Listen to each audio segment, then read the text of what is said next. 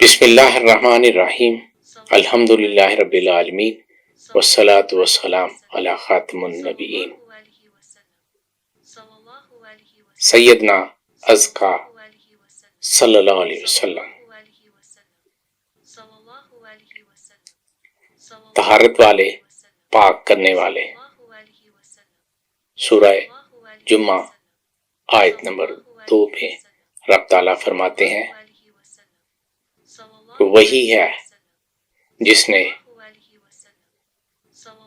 انہی میں سے امی نبی بنا کر بھیجا جو ان کو اللہ کی آیات پڑھ کر سناتا ہے، ان کو پاک کرتا ہے